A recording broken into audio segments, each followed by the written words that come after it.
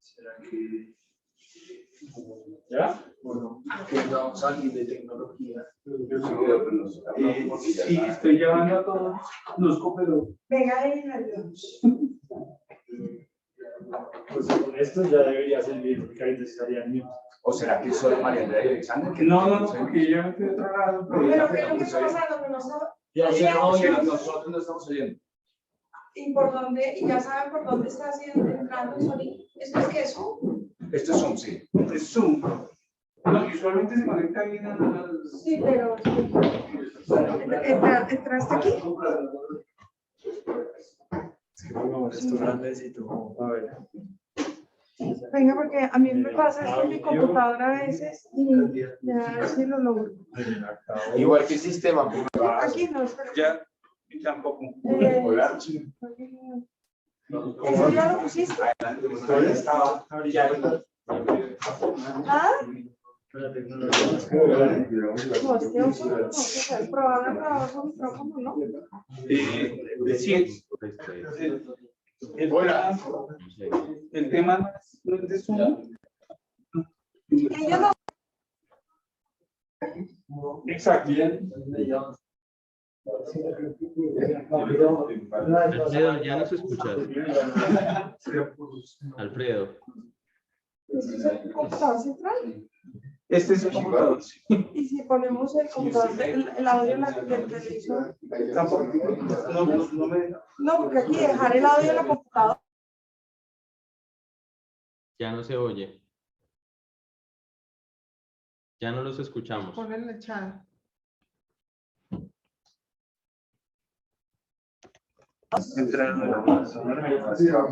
Ya volvió. Alex, háblame. Sí, aquí estamos. O sea, nosotros te escuchamos, pero tú no nos escuchas. Ya viene en otros lugares. ¿Qué? Sí, se necesita.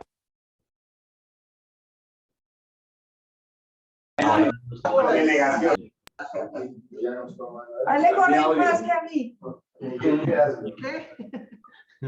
Sí. Ay, ¿qué hacemos? Control A, decía. Son fáciles. Le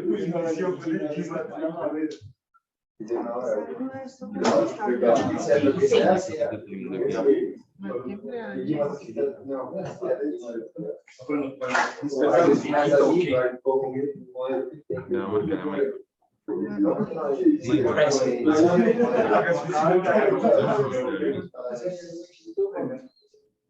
Y si hacemos, salimos a volver a Tranquilo.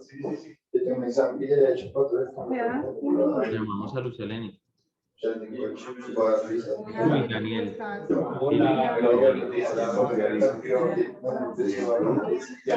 Te necesitamos. Es la rectora. No, Bueno, por fortuna no se ha conectado. Sí, pero huélese. pero por.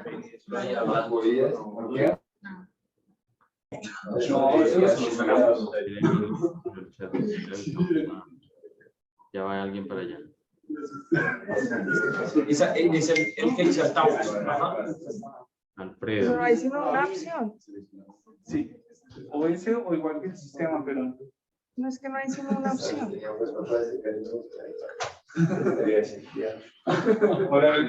Ya va Daniel para allá. Ya mandamos una persona. Bueno, chao.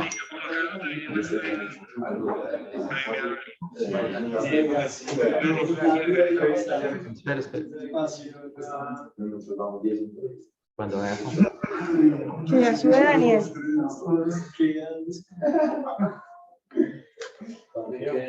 Yo creo que es por ahí, pero no. ¿Cómo le fue? ¿Qué más? Bien. ¿Cómo No uso.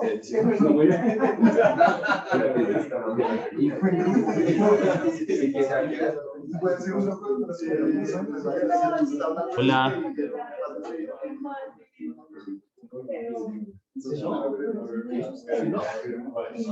¿Cómo es tú? Puesto así. Sí. Entonces,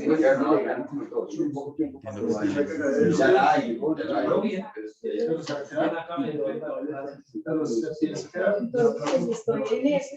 Y yo sé que más bueno se quedó. No, yo me así.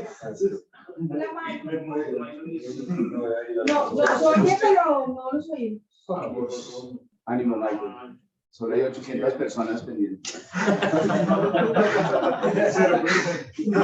Cero presión, Michael.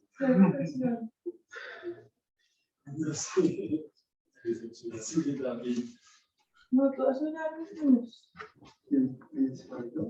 Eso sí, que me ha tocado aprender, eso es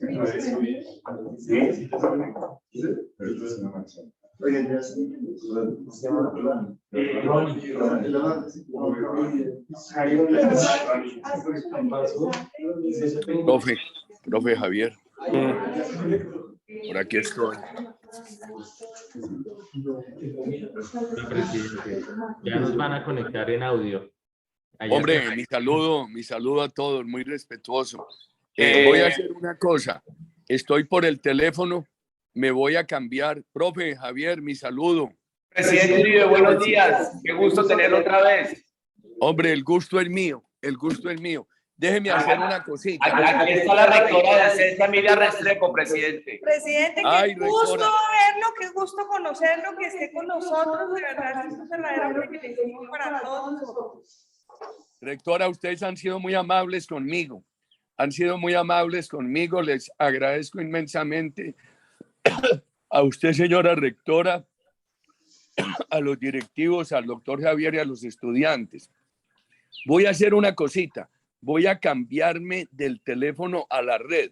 Vamos a ver si se me cae, vuelvo a intentar, porque me empiezan a ver si la red está buena, porque si no me empiezan a entrar llamadas por este teléfono y nos interrumpen. Un segundo. Perfecto, presidente. Listo. Nosotros Estamos atentos. le quiero pedir un favor a todas las personas que están presentes y es que apaguen su cámara y desactiven el audio para que no tengamos temas de ancho de banda. Gracias. Ya, pero ¿saben que necesitamos a Alex para que nos hablen, para saber si Porque si no, nos toca por acá. Emilia. Pues sí, o sea, sí, es lo mejor que tomar. Sí, ahí está. Porque pareciera que todo el mundo sí oye y sí oye, ¿no? Sí. El micrófono sí está funcionando. El tema es de acá. Es la salida de audio. Pues lo hacemos ahí. Así dejemos la salida de audio de... Lo que sucede, Alfredo, es que el salón no está tomando nuestro audio. No, yo sé, pero... la pantalla. Pero yo creo que nos toca empezar porque tenemos una O sea, hora. no soy el presidente. Bueno, entonces, buenos días a todos. Quiero ver. No, si tiene que hacer algún ajuste, no se preocupe. Pero, presidente, entiendo que tenemos hasta las 8. ¿Eso es así o nos podemos extender un poquito más? Sí, un poquito. Es que siempre los desocupados se nos complicamos la agenda. Pero lo que tenga que organizar, organícelo, doctor Javier. Ni mal faltado. Un minuto, presidente. Muchas gracias. No se preocupe.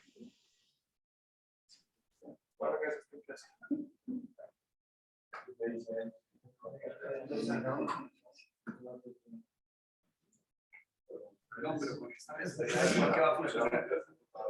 Y las mujeres en esta clase, ¿qué pasó? Hay una. Sí, bienvenido. Bienvenidos. ¿Qué les hicieron?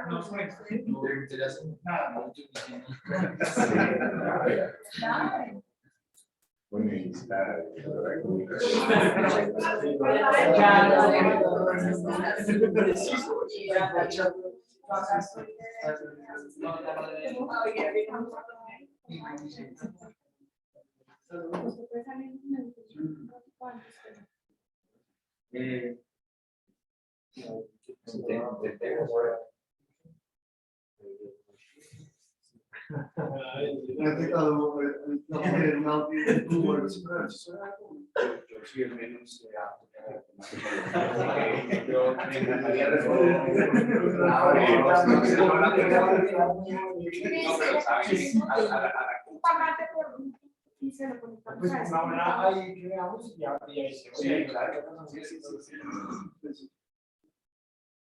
Pues como que se ve a ti y se Sí, ve está también. bien. Sí, sí, sí. No sé, vamos todos. No.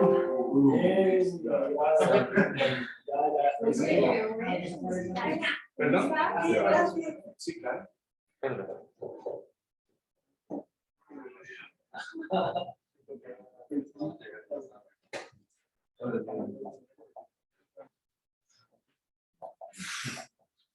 Ah, ya suena. Sí, sí, sí, ya. Sí, sí. Claro, ya eso es. Sí, va a ser.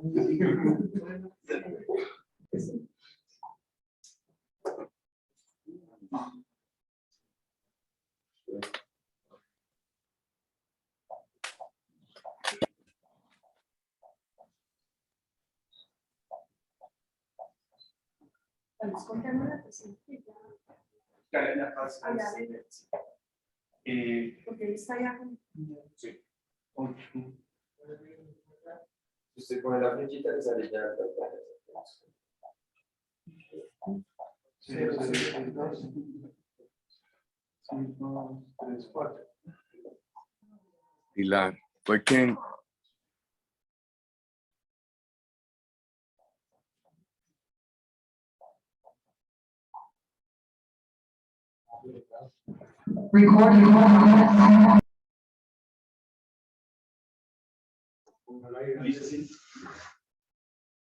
Alfredo, ahora sí nos escuchan allá. Perfecto, nos oímos bien. ¿Ustedes nos oyen? Sí, perfecto, o sea que ya está funcionando, ya podemos empezar.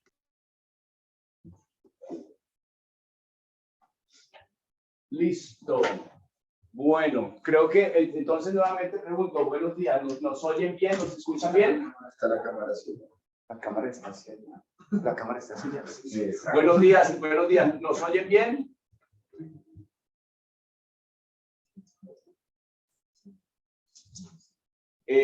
Quiero verificar, ¿nos oyen? ¿Nos ven bien? Nosotros escuchamos perfecto. Perfecto. yo escucho bien, yo escucho bien. Buenísimo. Bueno, buenos días a todos. Es un gran gusto estar otra vez reunidos acá. Desde el CESA están los estudiantes de esta clase sobre historia y liderazgo en el sistema financiero. Nos honran con su presencia la rectora Emilia Restrepo, el vicerrector Juan Carlos Aponte y varios invitados que están conectados virtualmente. Antes de empezar, quiero pedirle favor a todas las personas, excepto al presidente Uribe, que apaguen su cámara y su micrófono para que no tengamos problemas de ancho de banda. Presidente Uribe, bienvenido. Siempre es un gusto tenerlo acá. Esta ya es la tercera vez que usted nos honra con su presencia en esta clase, presidente. Como usted lo recordará, esta es una clase donde hacemos un recorrido histórico por la segunda mitad del siglo XX y cuando llegamos al cambio de siglo, ese cambio del siglo XX al siglo XXI, siempre hemos querido oír a un colombiano que entendió el momento histórico, que lo supo aprovechar y que nos hizo ese tránsito como país del siglo XX al siglo XXI. Así que, presidente Uribe, bienvenido nuevamente. El micrófono es suyo y queremos devolvernos a esa época para entablar un diálogo que nos lleve a ser presente. Yo oigo a usted, presidente Uribe, sobre cómo supo usted entender la Colombia de 2000-2001 y cómo ve usted un poco las cosas actualmente. Bienvenido, presidente. Muchas gracias, doctor Javier. Mi saludo. Para mí es un inmenso honor estar con ustedes. Ustedes saben que yo genero tanta controversia y hablar con los estudiantes, con usted, en una universidad tan importante es un honor muy grande. Quiero saludar a la señora rectora, al vicerrector y a todos ustedes muy estimados estudiantes. Yo haría una introducción muy corta para que entremos en las preguntas de ustedes. Primero, estaba yo en la Universidad de Oxford, en el St. Anthony's College. En el año 98 había salido de la gobernación de Antioquia y me tocó acompañar durante todos los lunes a Rosemary Thor, profesora quien hizo un libro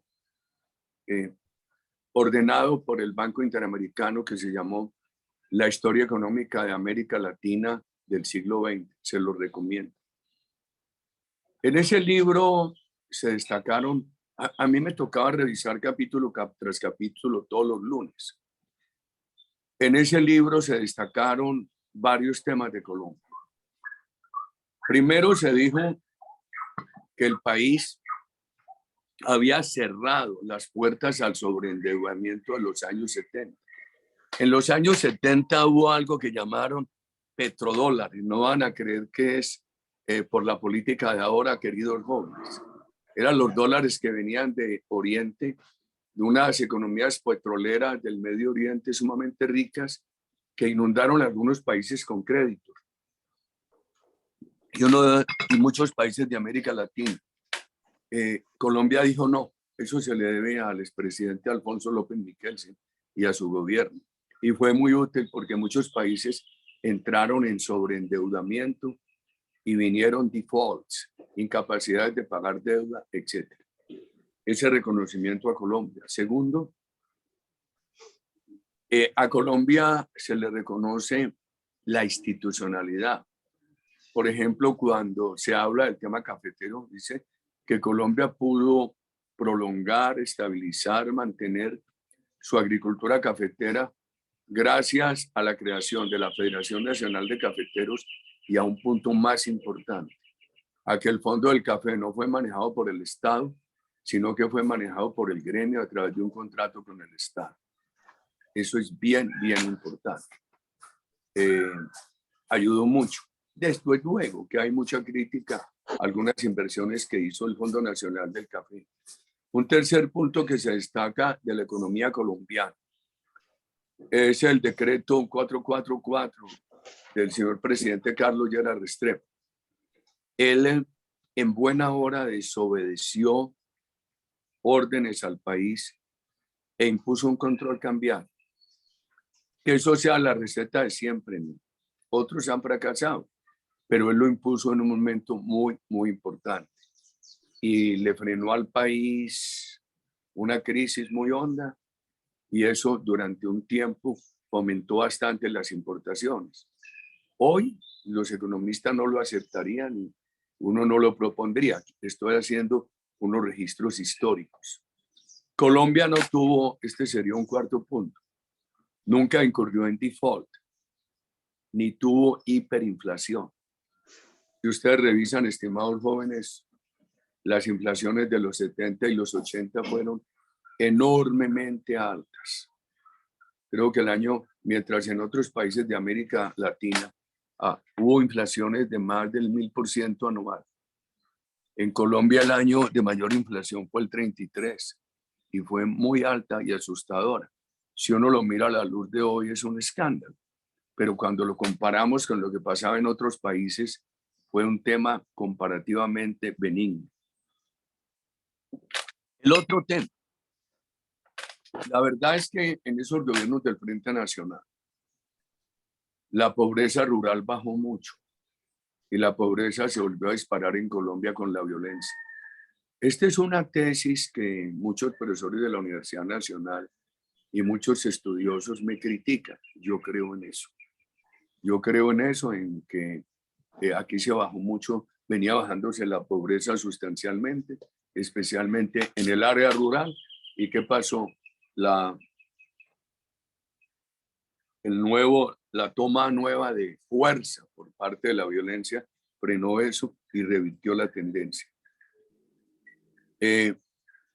Yo llego a la presidencia en el momento que el país ha tomado unas decisiones para superar la crisis del año 99, del año 98.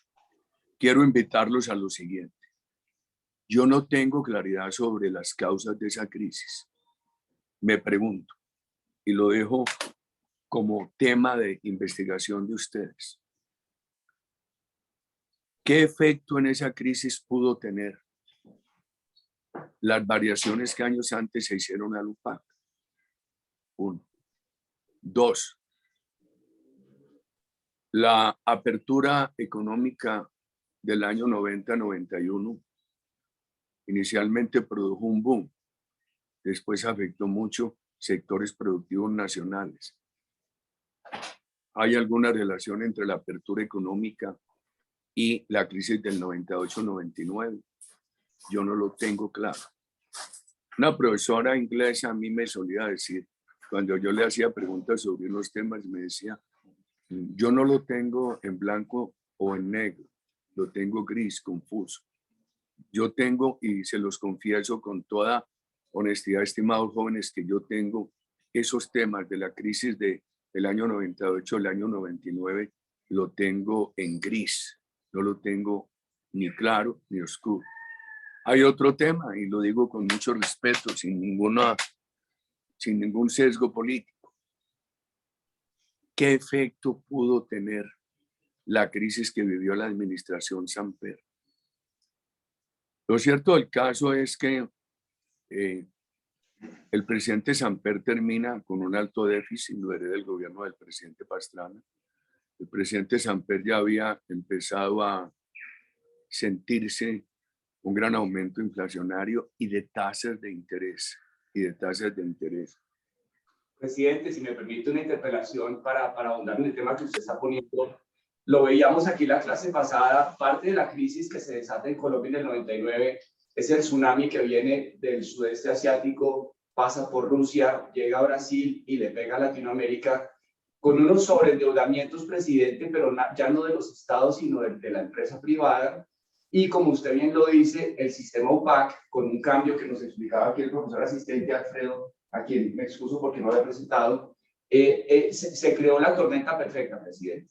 Teníamos el UPAC cambió, las deudas se volvieron impagables, viene un tsunami que acaba reventando la banda cambiaria del peso contra el dólar. Entonces se llega a una tormenta perfecta por todas esas circunstancias, que aquí no pretendemos decir que una es más importante que otra, pero lo veíamos en la clase pasada, es una tormenta perfecta con la que se llega al fin de siglo. El sobreendeudamiento, eso lo destacan mucho los economistas. La verdad es que yo no vi esa conexión con lo que venía por Rusia, Brasil, doctor Javier. Indudablemente en el país estaba creciendo el endeudamiento y en el sector privado también, y se había parado la inversión. Entonces es muy importante mirar estos temas. Yo simplifiqué esto y dije, no puede, cuando miré la tasa de inversión del año 98, 99, 2000, 2001, dije, no puede ser que Colombia tenga estas tasas de inversión tan bajas del sector privado, porque un país que ha tenido buen manejo macroeconómico, que lo destacó la historia económica del siglo XX como un país sobresaliente en América Latina, que nunca entró en default, que nunca entró en sobreendeudamiento, ni en hiperinflación, no puede ser que tenga estas tasas de inversión tan bajas. Entonces me puse a pensar en otro fenómeno, la violencia y la generación de desconfianza. Cuando yo llego a la presidencia, se hablaba de que 4 millones de colombianos habían salido del país y se llamaba la diáspora colombiana. Fenómeno parecido a Venezuela. Grave. Entonces me hice esta simplificación. Aquí tenemos más violencia, menos inversión privada, más pobreza. Es un círculo vicioso. Tenemos que cambiarlo por un círculo virtuoso. Más seguridad, por eso nace la seguridad democrática, más inversión privada y más política social, menos pobreza. Entonces, la simplificación de esos fenómenos en lo que yo llamé el círculo vicioso y la transformación en un círculo virtuoso fue como la orientación del gobierno nuestro. Entonces se dijo, nosotros necesitamos crear confianza en Colombia, porque notábamos que no había confianza en Colombia por la violencia y no había y se manifestaba en que 4 millones de colombianos se habían ido al extranjero y en una tasa de inversión privada tan baja. Llegamos a tener desempleos estacionales del 21% en esa época que no teníamos pandemia. Yo encontré bien hecha la intervención del gobierno Pastrana en los bancos, no hay duda. Y me propuse consolidar bien la administración de los bancos. Usted lo conoció de primera mano. Me critican mucho porque los vendimos, pero yo creo que los vendimos en tiempo oportuno. Si no los hubiéramos vendido antes de la crisis del 2008, no habríamos recuperado esos recursos. ¿Quién sabe con esa crisis del 2008 en cuánto se habría afectado el valor de esos bancos y en cuánto se hubiera deteriorado el interés de compradores? Pero Entonces, el Estado ganó en la venta, presidente. Lo comentábamos la vez pasada con usted. El Estado nacionalizó, intervino los bancos, pero al momento de venderlos fue una ganancia neta para el Estado. Eso sí que me gusta oírlo de su persona, porque es una de las críticas que me hace permanentemente a mí esto que se llama la izquierda. Yo creo, me gusta tanto, y si tuviera por ahí refinadas las cifras, se lo agradecería. Yo se la mando, presidente, porque en Colombia y en otros países como en Estados Unidos con la crisis de Lehman, se acaba demostrando que al final cuando se venden esas participaciones estatales, el Estado sale ganador neto, pero pues eso ya no es noticia, eso ya a la gente no le trama tanto, pero yo le mando las cifras, presidente. Y lo que me criticaron a mí es de los que querían mantenerlos como estatales. Imagínese usted. Imagínese usted. Bueno, entonces vinieron una serie de medidas del gobierno nuestro. Y bueno, hay un problema de desconfianza. 4 millones de colombianos afuera. Yo preguntaba en los recintos universitarios, jóvenes, ¿quiénes de ustedes han pensado irse del país? Y un 80-90% de salones de clase con muchos estudiantes levantaban la mano. ¿Y quiénes sin tiquete de retorno, con vocación de quedarse afuera definitivamente? La inmensa mayoría de los que querían irse. Señal de desconfianza. Señal de desconfianza. La baja inversión privada. Entonces dijimos, vamos a crear confianza en Colombia. Y la vamos a crear sobre 3 elementos. La seguridad, el tema de la promoción de la inversión privada y la cohesión social. Van de la mano. Este país nunca, y yo rescato en nuestras ideas políticas, nunca se había comprometido como tema principal del gobierno con una política de seguridad. Cuando yo hablaba de eso, decían, Uribe ya llegó al tope, Colombia nunca va a votar por una política de seguridad. Nosotros introdujimos un diferencial, dijimos seguridad democrática, para diferenciar eso de lo que había sido la seguridad nacional de las dictaduras latinoamericanas, que eran proyectos represivos y dictatoriales simplemente para anular la expresión de los grupos disidentes y que generó también tantas guerrillas en el continente. Enseguida la promoción de la inversión privada con muchas decisiones y enseguida simultáneamente la política social, que en esa época bajó bastante la pobreza y hubiéramos bajado mucho más si en el 2009 no se atraviesan 3 fenómenos. La crisis de la economía internacional, el fenómeno de las pirámides del narcotráfico, hay que estudiarlo. Si ustedes me dijeran, Uribe, ¿qué culpa tiene usted? Haberlas intervenido tarde. Nosotros debimos haber intervenido eso previamente. Eso causó un problema muy grave en la economía, en el tejido social, en el afecto popular por el gobierno, tanto en el Putumayo, Nariño, algo del Cauca, Cundinamarca y Boyacá. Y la otra crisis es que nosotros le vendíamos $6.000 millones a Venezuela. Eso había crecido enormemente por el boom consumista de Chávez. Hago un paréntesis. Venezuela creyó que iba muy bien, pero mientras Chávez destruía la empresa privada, ese país que tenía en ese momento ingresos petroleros de $70.000 millones lo compraba todo afuera y los consumidores no se daban cuenta de la crisis que se estaba gestando, que la vinieron a ver años más adelante, cuando nuevamente se les bajó el precio del petróleo y, más importante, se les bajó la producción, la capacidad de refinación, etc. y entonces él nos cerró el mercado, que le vendíamos 6.000 millones de dólares y era fundamentalmente de productos intensivos en mano de obra. Pero salimos bien de esa crisis. Nosotros habíamos crecido casi al 7% y con la crisis nos bajamos a un crecimiento todavía positivo del 1.9 y el año siguiente estuvo en el 4.4. En ese año de la crisis hubo decrecimientos muy pronunciados en Chile, en México, en Brasil. Lo cito para mostrar que nosotros, lo digo sin jactancia, yo no creo que los gobiernos puedan magnificar sus logros. Yo he hablado siempre de pollitos, de huevitos, de embrioncitos, porque en una democracia con problemas de hambre, de desigualdad, decir histórico, inédito, eso es muy irritante, eso reta, eso desafía. Pero nosotros habíamos preparado bien la economía y por eso la economía tuvo lo que la palabra que no se utilizaba en mi juventud y ahora tan de moda, resiliencia. La economía colombiana resistió bien y se recuperó rápidamente. Y hubiéramos bajado mucho más la pobreza si no se nos presentan esas tres crisis. Quiero parar esta introducción.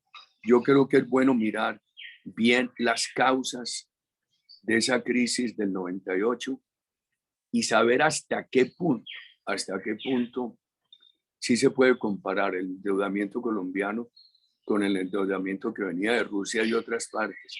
Yo he tenido ahí mis dudas, estimado doctor Javier y estimados estudiantes, pero la charla la conduce el doctor Javier. Presidente, muchas gracias. Nuevamente, para tratar temas del siglo XX y del siglo XXI, usted, presidente, fue ponente de la Ley 100 de 1993 sobre seguridad social. Es el sistema que nos rige hoy día y es un sistema que podrá admitir algunas modificaciones, pero que nos ha servido muy bien durante 30 años. Yo quiero preguntarle al presidente en términos de seguridad social, laboral, pensional, salud.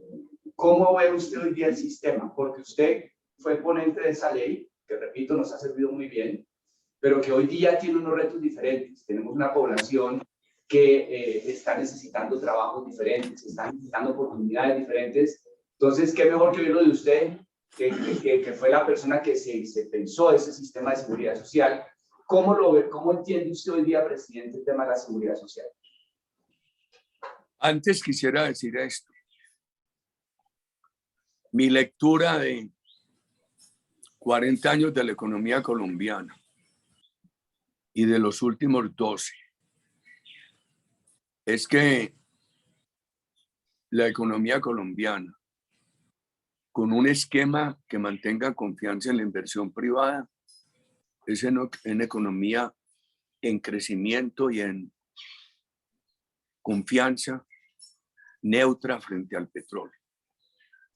Y que el equipo económico del gobierno anterior hizo una concordancia entre el petróleo y el crecimiento para decir que por eso se les había bajado el crecimiento. Yo creo que mirando históricamente eso, se puede desvirtuar esa concordancia. Este tema de seguridad social y laboral es uno de los temas que más me critican a mí, porque yo dediqué mi vida de congresista joven. Muchachos, yo era juicioso. Por eso, y se los digo, lo tengo que decir porque tengo que defender mi hombre. Yo era muy cumplido, muy estudioso. Muchas veces me declararon el mejor senador, tanto cuando estaba joven como cuando volví al Senado ya viejo. Pero un desgaste muy grande por todas las normas laborales y de seguridad social. Y eso, ese odio, Uribe, el enemigo de los trabajadores. Uribe, neoliberal. Uribe, el de la Ley 100. Este país tenía una cosa que los empresarios mayores tienen que recordar. Se llamaba la retroactividad de las cesantías. Una empresa le pagaba las cesantías a un trabajador y no quedaban liquidadas.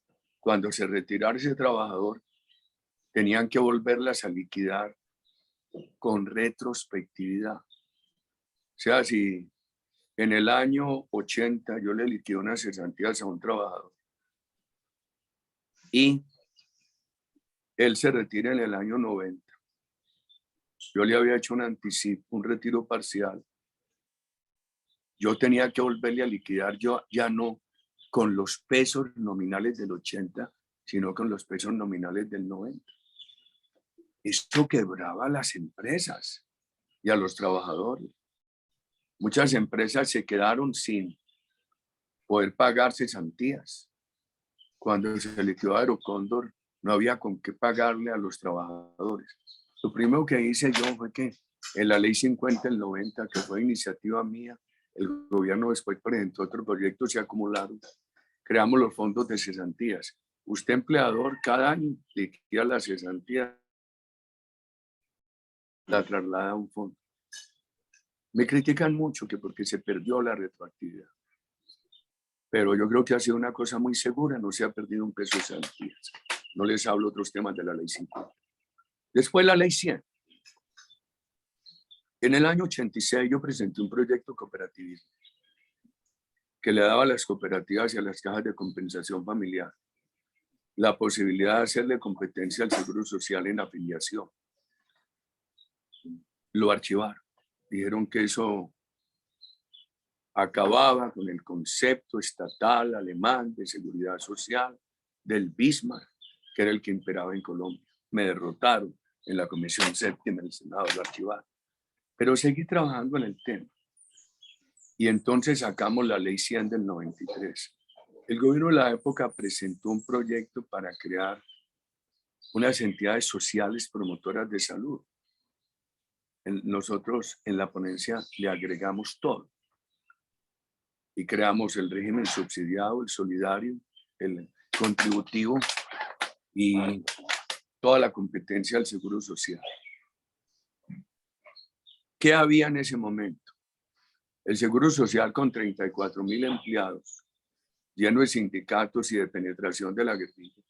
Yo salí vivo de un atentado el 9 de diciembre del 92 del ELN, porque destruyó un apartamento de paso que yo tenía en Bogotá, en el Hotel Orquídea Real, y salí vivo de milagro porque estábamos trabajando la ley 100.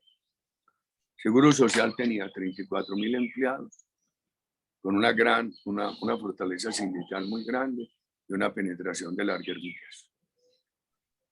Atendía a 3.200.000 colombianos. Si a eso le sumamos Cajanal, las Fuerzas Armadas, unos seguros privados, había más o menos 4.200.000 colombianos con seguridad social. Hoy casi todo el país, especialmente en salud. ¿Qué hicimos nosotros? En la ley 100, un régimen que yo llamo solidario. ¿Por qué solidario? Porque tanto la cotización en salud como en pensiones, la mayor parte la paga el empleador o el Estado. Ahora que está tan de moda hablar de ese tema, por las propuestas del doctor Gustavo Petro, hay una gran diferencia con Chile, porque en Chile todo lo paga el trabajador. Hay otra diferencia que yo registro, anoto para decir que aquí hay solidaridad. Aquí le tienen que dar el mismo plan de beneficios al de menores ingresos y al de mayores ingresos. En Chile las ISAPRES, que son el equivalente a las EPS, dan el plan de beneficios que el trabajador les pueda comprar. En pensiones, no están sino los fondos. Yo hice una transacción con sectores del Congreso de la época para poder sacar la ley 100, que creáramos los dos sistemas. Y años después, como presidente, liquidamos a Cajanal y creamos a Colpensión. En Chile solamente existen los fondos. Aquí existe lo que se llama garantía de pensión mínima. No puede ser inferior al salario mínimo. Allá no. Es bien importante mirar esto otro. Aquí, allá también, la rentabilidad de los fondos ha sido muy alta. En promedio ha sido 8% real. Creamos la figura de la devolución de saldos. Esto es, si usted ha cumplido un tiempo y no tiene la edad, o si tiene la edad y no tiene las semanas, te puede pedir el retiro del saldo. En Colpensiones le devuelven lo que usted haya aportado y ajustado por inflación. En los fondos le tienen que devolver la rentabilidad real. O sea que si hubiera una liquidación comparativa hoy, al afiliado de Colpensiones le devuelven lo que aportó más inflación. Al afiliado de los fondos le devuelven lo que aportó más inflación, más el 8.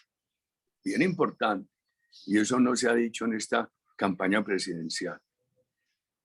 Yo diría que los fondos han cumplido una labor. Es muy importante también mirar el porcentaje de afiliación.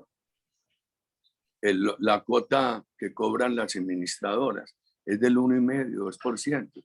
Que el doctor Petro en un debate dijo que los banqueros se robaban el 30% de las cotizaciones de los trabajadores. Y eso es un recurso de seguridad social, pero cada cuenta pertenece al trabajador titular, no al Estado. Así lo definió la ley, y la ley fue declarada exequible a pesar de todas las demandas. Yo diría que esos fondos, que más o menos tienen hoy unos 80.000 millones de dólares, han sido un soporte muy importante de Colombia frente a las crisis de la economía. Lo han Es sido, un pago de pensiones. Terminaría ese tema con lo siguiente, porque el PISPA es muy extenso, jóvenes. La pregunta que ustedes quieran formular. Termino con esto, sobre los fondos. Argentina expropió los fondos, se llevaron esa plata para el Estado. ¿Le pagan a los pensionados? Sí, pero el pensionado hoy tiene la expectativa de que le paguen pensión, pero no tiene ninguna reserva contra la cual exigir. Depende de la caja del Estado. Pero el gobierno argentino no solamente se gastó ese dinero, sino que acude periódicamente a la emisión para poder atender las obligaciones de gasto público, incluido el pago de pensiones. Y ha llegado el momento, ocurre que cuando le pagan a un pensionado, ya ese pago ha sido diluido, deteriorado en su valor por la inflación. Yo creo que hay reformas que hay que hacer. Yo, por ejemplo, hoy no tocaría el aumento de la edad. Eso me hizo tanto daño, pero siquiera la hice por Colombia. Con esta sensibilidad yo hoy no lo tocaría. Yo aumentaría levemente la cotización de los empleadores para garantizarle a los sectores medios mejores pensiones en el futuro. El tema de salud, yo creo que la ley es bien concebida. Yo lo único que veo aquí es una alternativa de estatización total de la salud. Me parece muy grave. Yo creo que el problema de la ley ha sido corrupción. El gobierno anterior se lo entregaron Saludcop, Caprecon, Café Salud a título de mermelada, eso de los robaron.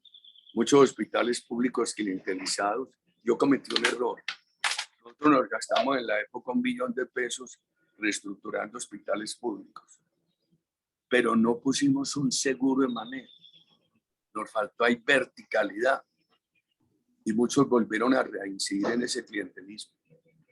El gobierno Duque ha cerrado unas EPS, a mí me parece bien, porque incumplían, y ha intervenido en los hospitales públicos y la intervención los ha mejorado. Hay otras leyes de este discurrir mío laboral. Por ejemplo, la ley laboral cuando empezó nuestro gobierno. Uribe quitó las horas extras. No se quitaron las horas extras, se ajustaron recargos. ¿Por qué? Porque antes el trabajador que empezaba a trabajar a las 6 de la mañana, entre las 6 y las 8, le tenían que pagar recargo. El horario ordinario era entre 8 de la mañana y 6 de la tarde. ¿Qué dijimos nosotros? Aquí hay una crisis de empleo muy grande, aquí hay que ajustar horas, recargos. Entonces se disminuyeron, no se eliminaron los recargos de los dominicales y se dijo que no se aumentaba la jornada de trabajo de 8 horas, sino que se podían trabajar sin recargos entre las 6 de la mañana y las 10 de la noche. Y eso también estaba ideado para crear 3 turnos laborales.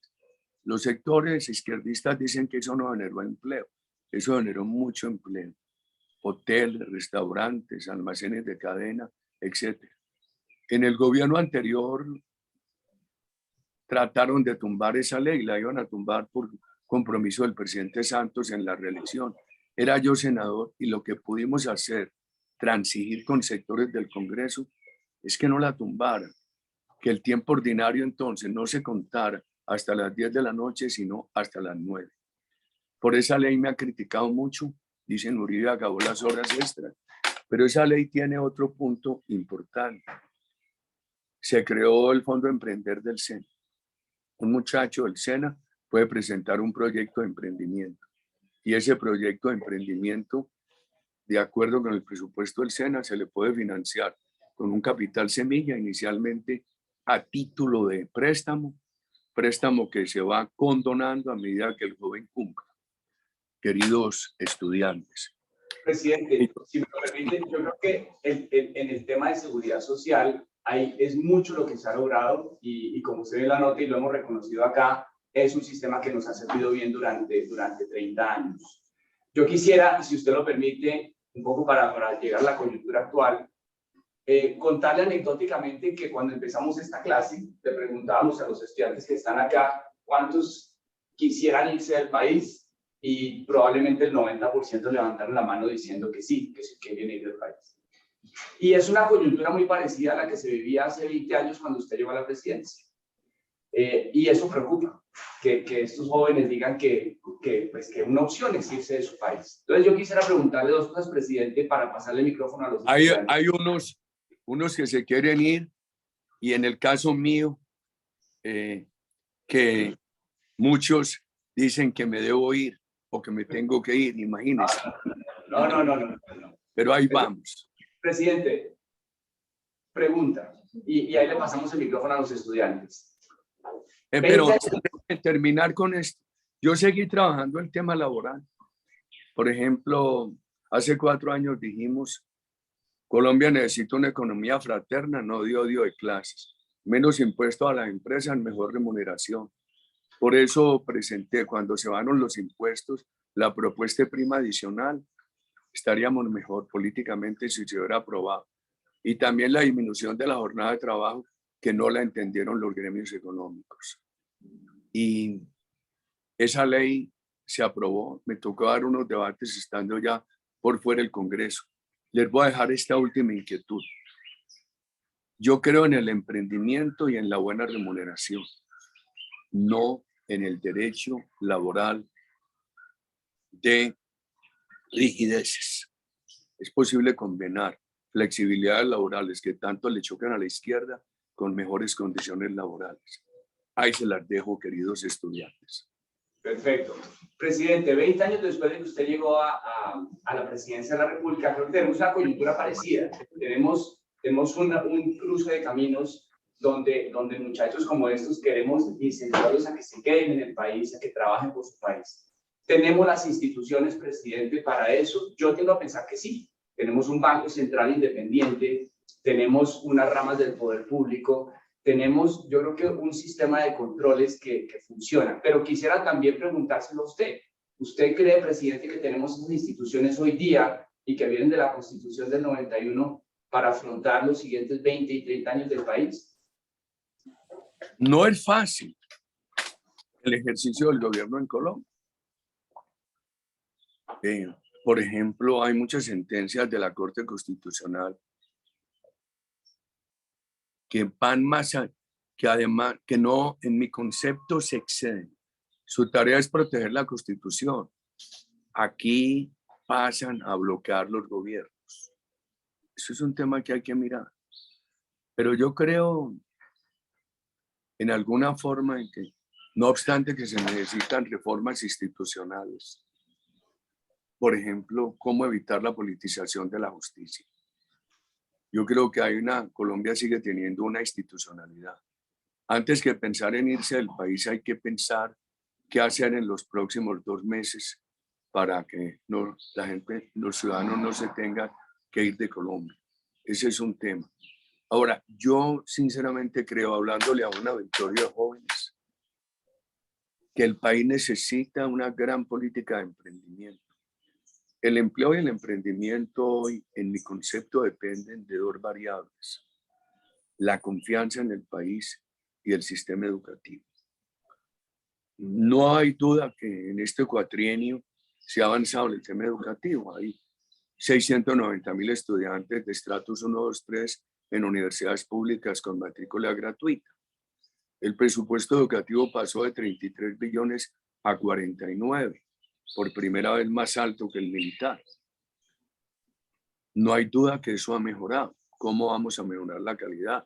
Yo creo que hay un gran desnivel, por ejemplo, entre la calidad de ustedes y la calidad de muchas universidades. Ustedes están en el top y hay una diferencia muy grande con otras. Yo diría que hay que abogar para que el país produce más o menos 650.000 bachilleres al año. Están saliendo como técnicos unos 170.000. Habría que graduar como técnicos a los 650. Y eso exige la conectividad de todas las instituciones de educación pública de Colombia, que son más o menos 50.000. Ahí vamos atrasados, no hay duda. Y si un muchacho del Pacífico, que es la gran fuente migratoria acá, tiene su escuela conectada, lo gradúan como bachiller y como técnico, sale con bases de inglés, con bases de introducción a la programación de computadores, y se le paga mientras estudia. Yo creo que va a haber que hacer ese esfuerzo, porque también la pobreza lleva a que no quieran estudiar, buscar el narcotráfico, la minería ilegal, etcétera. Se le paga mientras estudia. Yo creo que Colombia avanzaría mucho. El otro tema es cómo vamos a hacer empleo. Yo me lleno de pánico cuando la propuesta de Gustavo Petro de empleo estatal. Esta mañana escribía yo que un gobierno democrático, ¿cómo puede construir al empleo? Con confianza, con educación, con un tema que es capital semilla. Por ejemplo, si ustedes estuvieran en la universidad, un programa de emprendimiento concertado con el gobierno, y el joven de ustedes que tuviera un proyecto de emprendimiento que tenga una certificación de factibilidad de su universidad, eso le facilitará acceso a recursos de capital semilla o a fondos de garantías del Estado. Eso ayudaría mucho. La ley de emprendimiento reciente en Colombia, en mi concepto, es muy buena. Lo que necesitamos es recursos. Entonces uno podría seguir hablando de eso. Por ejemplo, estos empleos de emergencia. Yo creo que el subsidio de nómina del presidente Duque es bueno. Y me parece, así no alcance, me parece que como filosofía es bueno. No crear esa explosión de empleo clientelista que hizo Gustavo Petro en la alcaldía de Bogotá, donde subió los contratistas personales del Estado a 50.000, estaba quebrando la salud, y es lo que propone ahora, sino que sobre todo en emergencia el Estado ayude a pagar nóminas, que ahora hay 2 ejemplos, el PAED y el otro es el subsidio al empleo de 500.000 jóvenes. El Estado dice, usted empleador lo vincula laboralmente, usted le paga prestaciones y le paga el salario. Yo Estado le pago la seguridad social. Eso ayuda mucho. Nosotros tenemos un proyecto en el Congreso, pero con mucha oposición de estos sectores de izquierda que se llama, que dice lo siguiente, que un joven universitario, tecnólogo o bachiller pueda tener un periodo de experiencia práctica de 12 meses en una empresa y que la empresa le pague el salario y la seguridad social. Entonces dicen, 12 meses sin prestaciones, pero es que sería en enseñanza. Yo creo que eso ayudaría mucho. Pero viene una pregunta que yo hago. Una política de juventud basada en la educación y en el emprendimiento, ¿es suficiente? Les dejo esta reflexión. Una reflexión de viejo. de mirar la historia de Colombia. No es suficiente. Si no hay confianza en el país, puede darse lugar a que muchos concluyan. Colombia tiene una política de juventud muy buena, pero le tengo miedo al país. Lo que se llama políticas sectoriales a grupos poblacionales, al territorio o en favor de sectores de la economía, sirven si hay confianza en el país. Por ejemplo, esa es una política de enfoque poblacional, etario, a los jóvenes. Veamos una territorial. El Estado dice, Buenaventura será zona franca para estimular el emprendimiento. Miremos una sectorial. Una que hizo el gobierno nuestro, se le quita el IVA a las empresas de call center. Y el otro, ¿cómo se llama? Business Process Administration, BPA. Pero ¿qué puede decir el empresario? Sí, muy bueno que Buenaventura sea una ciudad franca, toda zona franca, pero en ese país con estos impuestos, con estas amenazas de expropiación, con esta violencia, un país que no enfrenta la violencia, con unos santuarios de coca que han desplazado el Estado de Derecho, a mí me da miedo repetir en Buenaventura. O sea que yo sí quería dejarles esa reflexión. Las políticas orientadas a grupos poblacionales, a sectores del territorio o a sectores de la economía sirven si hay confianza en el país. No sirven si no hay confianza en el país. Y lo digo con la evidencia histórica. En el gobierno Pastrana, y aprecio mucho al presidente Pastrana y le apoyé muchas cosas, inclusive estaba yo en el Partido Liberal y allí una gran oposición al 2 por 1000, yo lo apoyé. No veía más camino en la época. Y él creó unas zonas especiales económicas, creo que en Valledupar, en Buenaventura, en Ipiales, no sirvieron, que era un momento de desconfianza en el país, no por él, lo que había heredado y esa violencia tan grande, ya lo dijimos y hay otras causas que hay que mirar y sobre todo despejar lo que habló el profesor Javier, el impacto del endeudamiento en la crisis del año 98. Pero la experiencia que ha demostrado que los estímulos sirven si hay confianza en el país. El otro problema también es la duración. Nosotros habíamos sacado una ley que se llamaba la Ley de Estabilidad.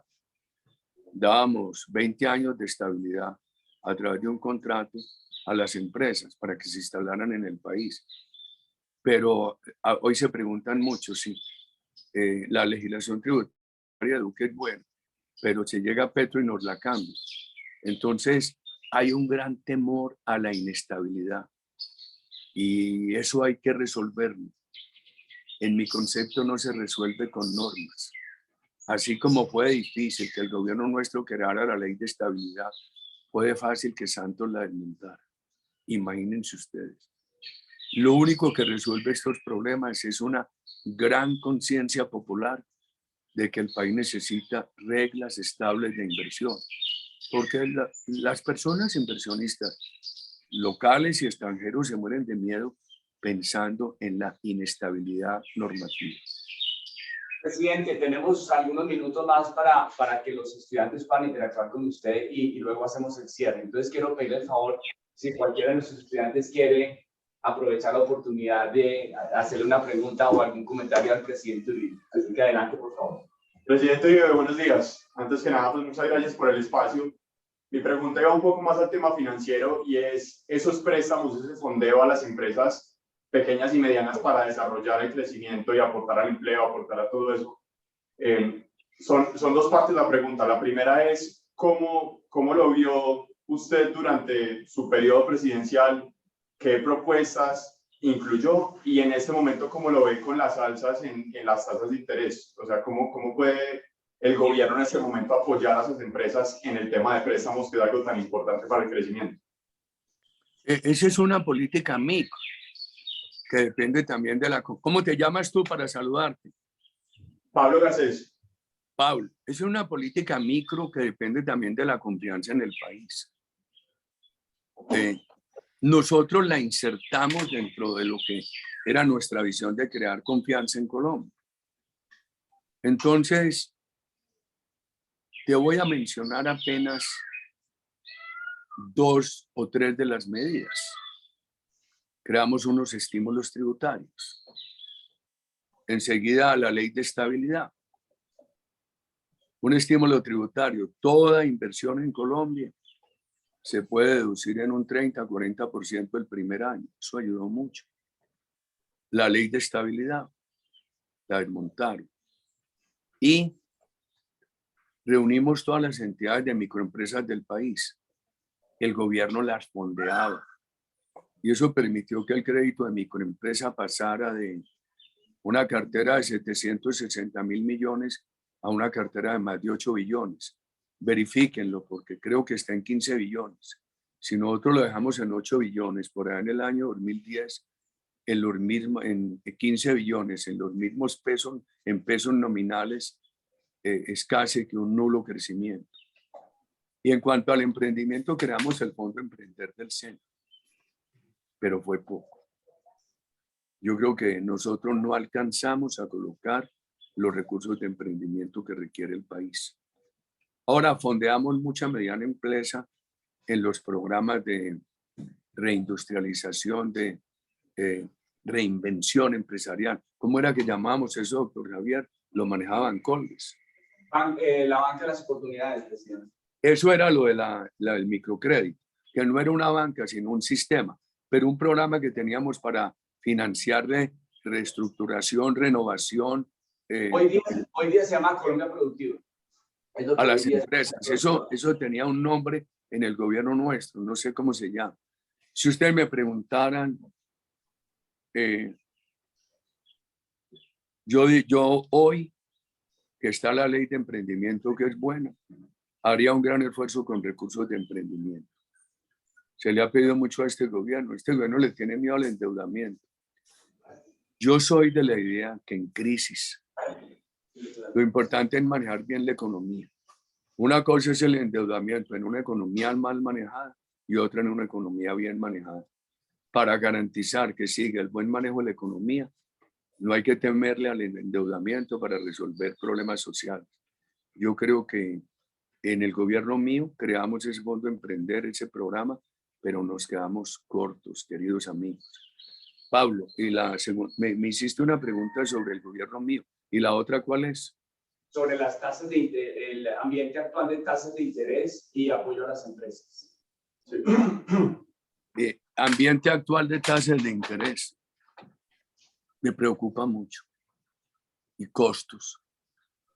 Es que el aumento del salario mínimo en diciembre fue muy bueno. Hay que aplaudir que fue por consenso.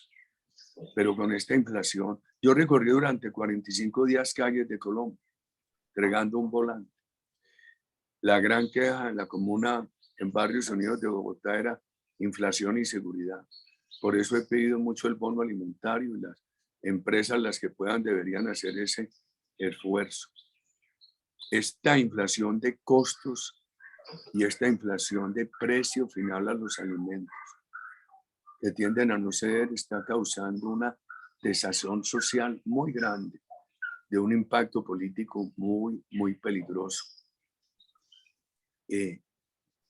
¿Cómo resolver? Ahí entramos en una contradicción entre tasas de interés e inflación. Si el Banco de la República, para controlar la inflación, se excede en tasas de interés, no se va a controlar la inflación, se va a parar la economía. Algunos han propuesto precios administrados, imposible. Yo subsidiaría ingresos de los sectores menos favorecidos, lo haría sin miedo, le pediría a las empresas que tengan buenos balances, que hay muchas, el bono alimentario, y buscaría recursos orientados al emprendimiento. Es que en el país por la pandemia desaparecieron 500.000 pequeños negocios. Entonces Petro dice que los expropiaron. Yo les estaría entregando crédito. Eso lo conoció ampliamente el doctor Javier a través de lo que llamamos banca de oportunidades. Tengo otro tema que lo tendría que reconocer. En el gobierno mío, si bien se aumentó mucho el microcrédito, pudimos bajar muy poco la tasa de interés. El gobierno mío siguió siendo muy alta la tasa de interés para el microempresario. Y cuando yo tratado de ponerle techos, una cosa y la otra, todo el equipo económico me decía, no, eso es peor porque no les prestan. Deje que el mercado las va bajando a medida que se amplíe ese crédito. A mí me da mucho miedo esos extremos, o todo en manos del mercado o todo administrado. Yo creo que hoy, ante un problema de tasas de interés, yo creo que habría que manejarlo con mucho cuidado frente al microcrédito, a la mediana empresa y recursos de emprendimiento. Eso sí me parece bien importante. Ahora el Estado, la institucionalidad colombiana es buena, porque el Estado no solamente tiene que hacer aportes directos, sino que sus fondos de garantía son creíbles. Entonces un fondo de garantía que le dé una garantía a un microempresario le puede facilitar o el microcrédito o un recurso de capital semilla. Doctor Javier, ¿en cuánto están hoy las reservas de Fogafín? Pueden estar... Más de 20 billones de pesos, presidente. Eso es bien importante, bien importante. Eso es sanidad, eso es salud financiera. El gobierno nuestro las dejó en 16 billones. Pregunto, doctor Javier. Sí, señor, 20 billones, más de 20 billones de pesos en el Fogafín. Hoy, digo, Sí, si en el 2010 las dejamos en 16. Pues lo que pasa es que también ha habido que usar un poco de esa reserva, presidente, pero el Fogafín se mantiene listo para atender cualquier crisis y cualquier apoyo. Y eso es bien importante, no se puede hacer demagogia financiera. Mire, hay que conectar y me interesa mucho que esto quede grabado, porque yo no sé si se pone uno a escribir estos temas, que quede grabado. El saneamiento financiero que empezó la administración Pastrana y que consolidamos nosotros con una gran reducción de costos del Estado. Nosotros eliminamos 380 entidades del Estado. Fue un gobierno, se los digo de corazón y verificable a usted. Y enseguida administramos bien todos esos bancos intervenidos y los vendimos. Eso ayudó mucho a que nos defendiéramos en la crisis del 2008. Ayudó mucho a que Colombia llegara con su economía fortalecida a la crisis del 2008. Ya les dije que nos pudimos defender y cómo lo hicimos. Creo que eso no se puede desconectar. Entonces, frente a la coyuntura actual, yo diría que hay que mirar ese tema. Y me parece que hay un tema también de costos de producción, porque aquí hay un costo especialmente de alimentos que está creando rabia social. Pero hay unos costos de producción muy grandes. Por ejemplo, a mí en Cundinamarca y Boyacá me decían, el litro de leche subió, pero con un bulto de urea que vale 220.000 pesos, un bulto de abono compuesto lo mismo, que hoy pronto por Ucrania y Rusia, eso puede encarecerse más, no nos alcanza. Hay que hacer también subsidios selectivos a insumos, creo yo. Presidente. Ahora, entonces el gobierno dice dinero, dinero, dinero. Uno salva más la economía, ayudándole a productores y a consumidores a mantenerla alta, así sea con endeudamiento, que dejando que la inflación devore a unos y otros. Así es, presidente. Para ser respetuosos con su tiempo y antes de cerrar, que nos queda tiempo para una pregunta más, así que por favor. Claro. Para el presidente Uribe, por favor. Y también quien quiera replicar o repreguntar con el mayor gusto. Buenos días, presidente Uribe, ¿cómo vas? Bien, hombre, ¿cómo te llamas? Santiago. Santiago, muchas gracias, te escucho. Ahorita tú hablabas de una brecha que existía entre los que se gradúan bachilleres y los que realmente terminan estudiando. No te puedo escuchar, ¿una brecha entre qué? Entre los bachilleres que se gradúan en Colombia y los que realmente terminan estudiando, así sea una carrera técnica o terminan estudiando un pregrado. Te quería preguntar desde el sector, como universidades como esta, los Andes, la Javeriana, ¿qué podríamos hacer ahorita con todo el cambio virtual que se realizó gracias a la pandemia? ¿Qué oportunidades ves o qué se podría hacer para poder reducir esta brecha, por ejemplo, en sectores como tú decías ahorita, el Chocó o pues zonas más apartadas de Colombia? Voy a ser blasfemo, políticamente incorrecto. Yo quise mucho al SENA. En efecto, el SENA pasó en el gobierno nuestro de atender 1.150.000 trabajadores por año a atender 8 millones. Pasó de una formación titulada de 40.000 al año a 500.000, tecnólogos, etc. Pero si queremos nosotros la capacitación técnica de todos los bachilleres de Colombia, no alcanza con el SENA. He pensado que las universidades deberían tener un gesto generoso con Colombia. Por ejemplo, la universidad de ustedes decir, me voy a encargar en la Orinoquía colombiana de coordinar todas las instituciones de educación pública, vigilarlas, orientarlas, ponerle los protocolos, seguirlos para su capacitación técnica. Eso con el SENA solamente no lo alcanzamos a hacer. Yo creo que ahí puede haber un gran esfuerzo. Otra cosa es que entren estas universidades a programas técnicos, a ofrecerlos. Hay algunas en Colombia que las ofrecen. El gobierno nuestro tomó una decisión que era la educación por ciclo propedéutico. Un tecnólogo en sistemas entra a estudiar ingeniería de sistemas y le reciben buena parte de esas materias. O sea que la tecnología ya le ha ahorrado un tiempo muy importante para tener el grado de educación superior, educación por ciclos propedéuticos. Pero hay muchas universidades que no quieren hacer eso. Yo, por ejemplo, veo en Colombia en muchas partes que no hay plomeros, no hay soldadores, no hay técnicos de sistema, no hay programadores de software, no hay albañiles para manejar herramientas modernas, etcétera, etcétera. Falta mucha gente en contabilidad digital. Pero en el oficio básico de el pegaladrillo o el recogedor de algodón, oficios hoy de muy baja remuneración, hay desempleo. Porque el trabajador no capacitado es el más desempleado hoy en Colombia. En eso podrían ayudar las universidades, bien sea como monitoras, supervisoras de la doble titulación en muchas regiones de Colombia, o ellas mismas ofreciendo programas técnicos y tecnológicos, pero no les gusta.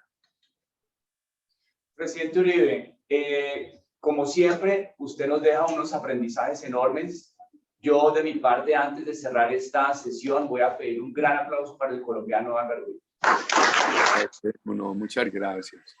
No, doctor Javier, muchas gracias. Nos honra, yo le voy a pedir dos favores. Primero, usted hablaba de institucionalidad, yo le voy a pedir que el cierre de esta sesión lo haga nuestra rectora, Emilia Restrepo, y que usted nos deje con un último mensaje, presidente, sobre todo de optimismo para estos muchachos. Así que de mi parte, presidente, como siempre, un agradecimiento enorme y vamos a dejar que otras personas hagan el cierre. Pues, presidente, de verdad, muchas gracias por este espacio, una gran oportunidad para todos estos estudiantes. Y yo aquí, oyéndolo, solo pensaba que ojalá todos nuestros estudiantes tuvieran la gran generosidad de parte suya, y esto es una invitación aprovechada que le hago, porque yo creo que parte de lo que nos pasa es que no conocemos la historia. Y usted hace parte de esta historia, escucharla directamente de viva voz suya, yo creo que nos cambian muchas perspectivas que para estos jóvenes es algo fundamental. Le agradezco de corazón su generosidad con el CESA, con Javier, de verdad, por tener este invitado tan importante para nosotros, para poder entender esta Colombia que hoy nos duele y poder entender de verdad las oportunidades que tenemos nosotros como institución, como individuos, como personas, de cambiarlo. De verdad que le agradezco profundamente sus palabras y su generosidad de tiempo. Rectora, la gratitud es mía de todo corazón. Me siento muy honrado. Contribuciones que podamos hacer con el mayor gusto y también pedir contribuciones de ustedes. Por ejemplo, toda esa clarificación que nadie más que ustedes lo puede hacer sobre las causas de la crisis económica de los años 98-99.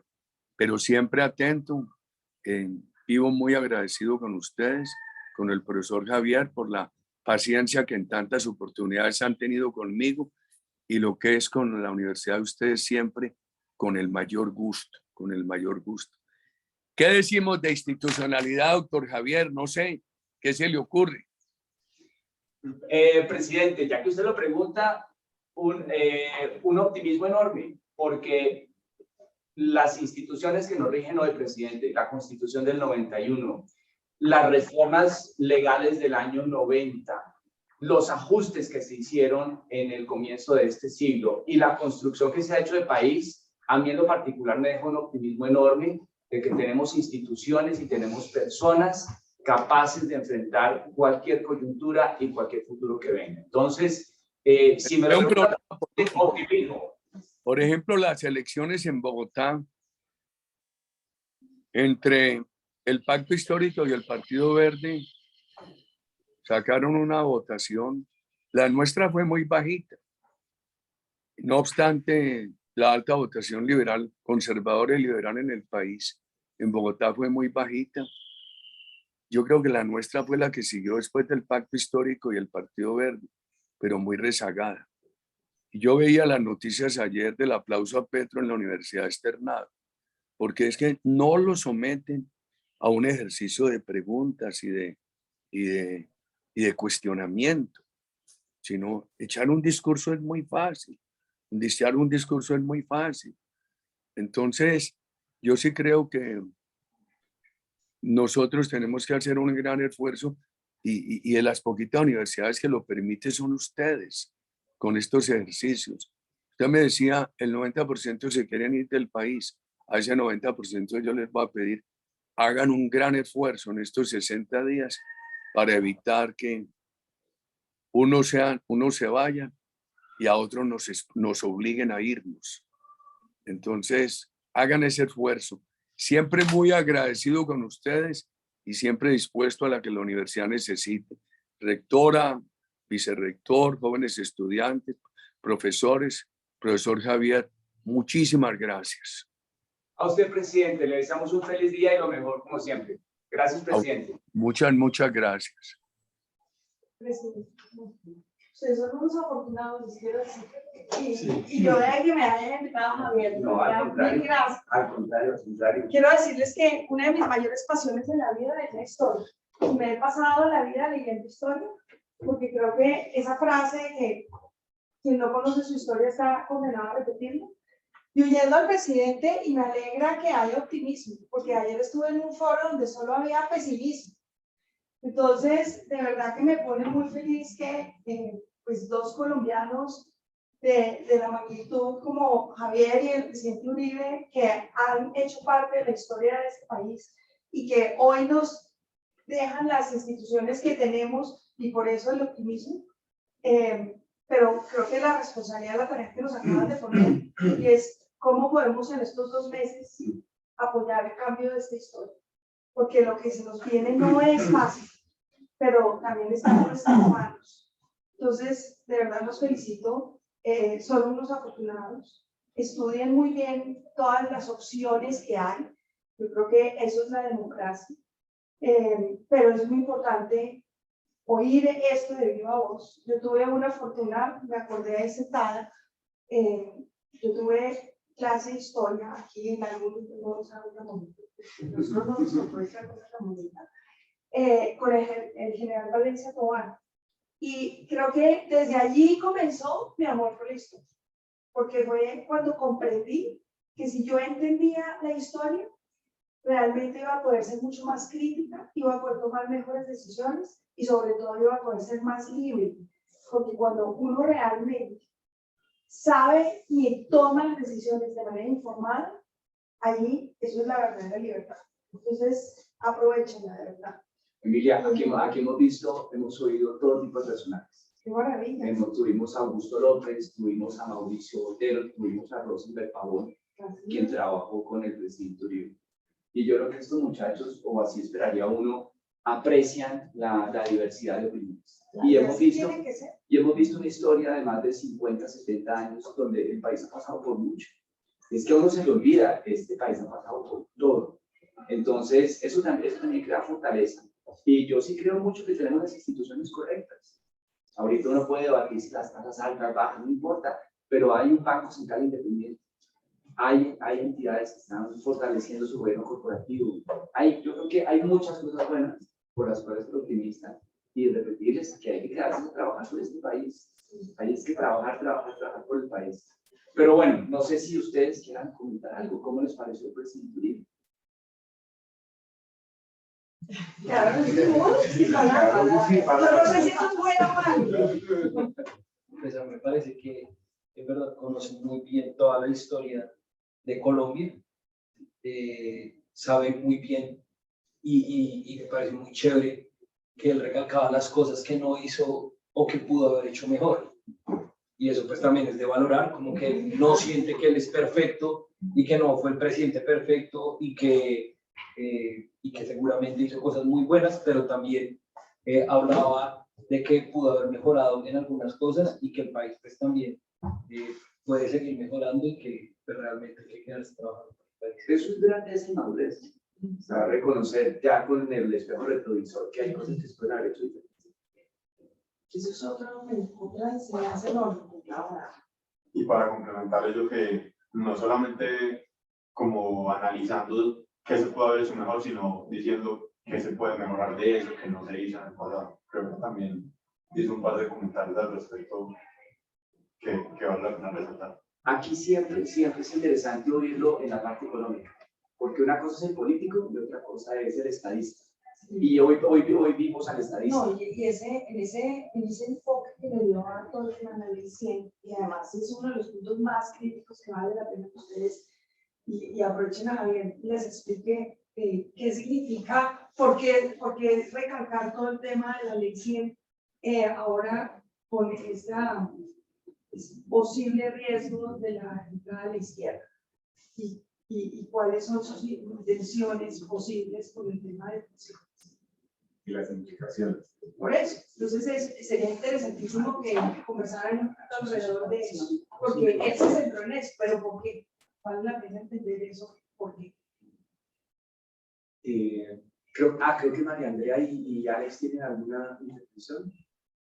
Sí, pues no, pues espectacular el espacio, Javier, muchas gracias. Sabemos la calidad de esta clase que te has diseñado especialmente para los estudiantes del CES y valoramos mucho eso.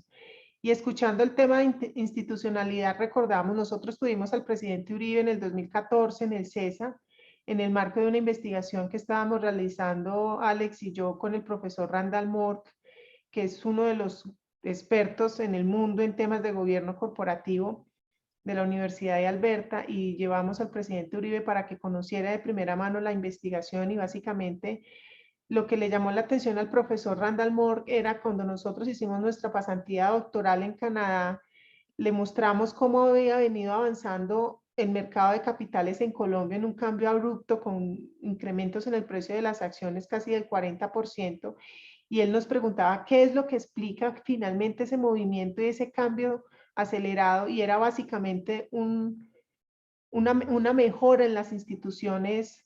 Ese fue el paper, las instituciones de seguridad económicas y políticas que había tenido Colombia y que coincidía con el periodo del presidente Uribe. Pues ese paper fue muy polémico porque para bien o para mal algunos tienen, pues algunos valoran todo el proceso que se realizó durante la presidencia de Uribe y otros no.